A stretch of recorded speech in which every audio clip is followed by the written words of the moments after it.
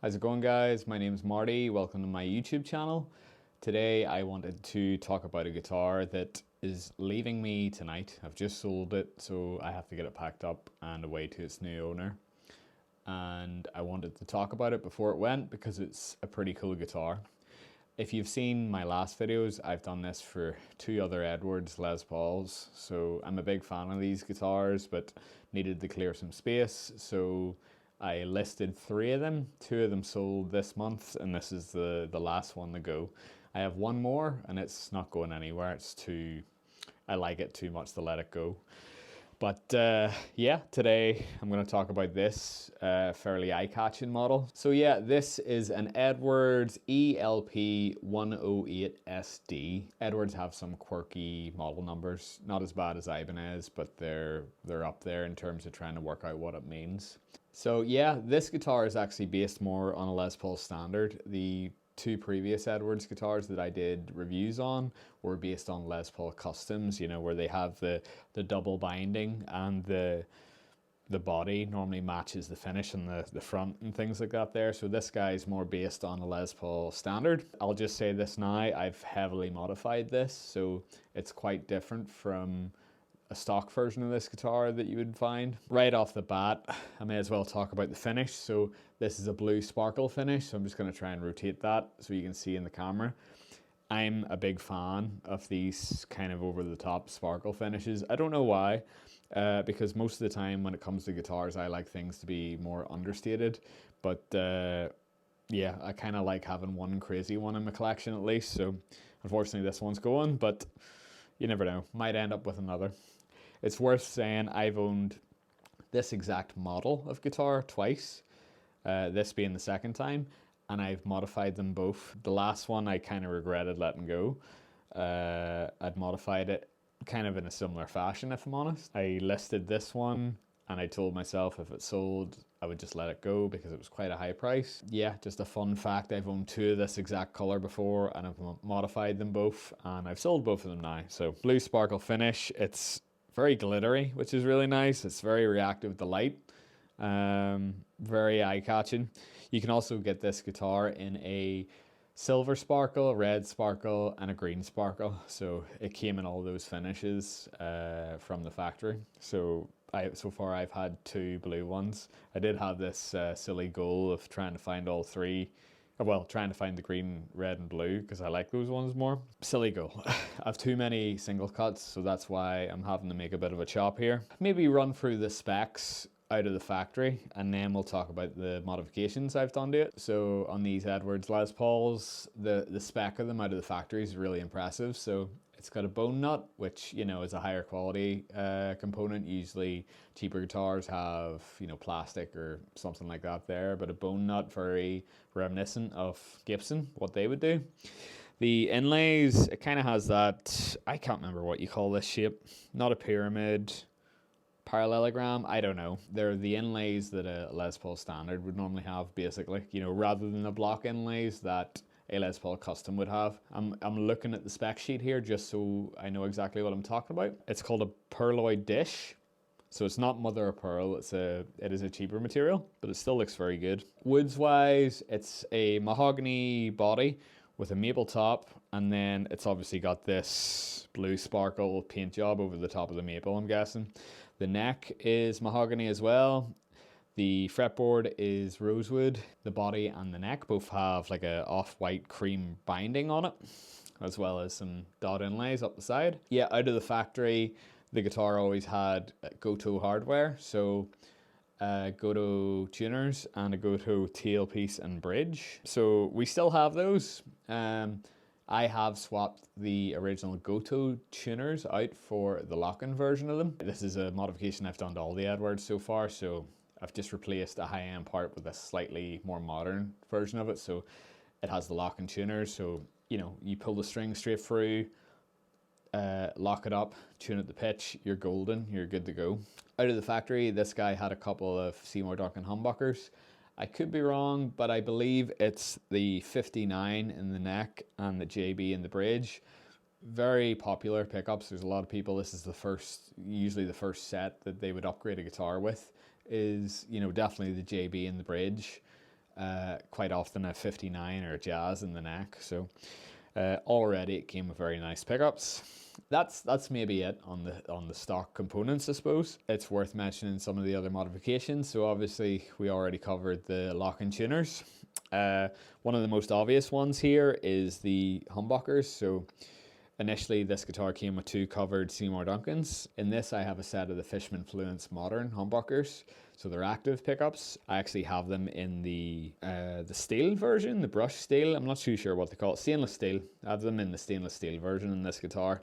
And that was on purpose because I love this sort of space age look that we've got going on here. For these pickups, we also have the push-pulls on the 2 tone knobs because Fishman Fluence famously have multiple voices in their pickup. It's a pretty cool feature. Another cool touch is the chrome pickup surrounds. So the first time I owned one of these guitars in this finish, someone had already modified it a little, and the previous owner put on a pair of these metal pickup surrounds, and I loved the look of it. That was actually the catalyst for changing everything to chrome, essentially. So when I bought this second guitar, I decided to do that as well. So I bought a set of these metal pickup surrounds. I had to get my good friend Phil to actually round them off to fit the guitar's curve, so they weren't correctly curved. So he very kindly shaped them, which I imagine was a nightmare to do. What else? I find these cool. I don't think they're stainless steel, but they're chrome, knobs. They're not labeled volume and tone, so they're quite universal. They're really reassuringly heavy, which is cool. So again, just to add to the chrome look to it. And then I replaced the pickup selector and the switch tip to chrome again, just to match it up really nicely. So I also got rid of the poker chip that you'd traditionally find on a Les Paul Standard or this particular guitar. When I got it, I think it might have had a pick guard, and I just immediately took it off because I wanted this look in particular. So I also changed the jack plate to the Godot version, which is also chrome. So you can see the overall trend here. It was kind of to make this look kind of space age and modern. What it actually reminds me of is Gibson had a line of guitars. I don't know if they still have them, but I don't know, it was like a modern Les Pauls or something. It was basically a Les Paul Standard or custom, but modernized. It had a cool neck carve on it, fancy pickups and, chrome knobs, all this sort of stuff. Gibson Ultra, I don't know, but it reminded me very much of that there. But I just loved that this was a modified to an inch of its life Japanese Les Paul rather than a USA Gibson, for example. Yeah, really cool guitar. I think the new owner's gonna love it because he actually has an LTD EC1000 or something like that there, which is a cool guitar in its own. But I love that this is completely unique. My favorite thing to do with these guitars, I've mentioned it in one of the previous videos, if not both of them. I love modifying them and turning them into kind of sleeper metal guitars. This one's a bit more obvious, but it's still got all the traditional looks of a Les Paul Standard. But the pickups, you could play anything on these. Maybe show off the back because it's got that sort of contrasting color. It's got that sort of nice mahogany stained back, I suppose. And then when you flip it over, you've got the crazy blue sparkle. It's just a very contrasting color choice, and I love it. This is one of the later Edwards, so I don't know if they make this model anymore, but I'm pretty sure these were made in 2013 according to the serial number. It's got that really nice Gibson open book headstock, and I think this is one of the nicest things about Edwards guitars. They're so traditional, and like Gibson did a lot of things right, and designing a really cool shape for a guitar in general, but also the headstock, and the fact that Edwards can get away with ripping that off is really impressive. So yeah, it's got that really nice Gibson style open book headstock,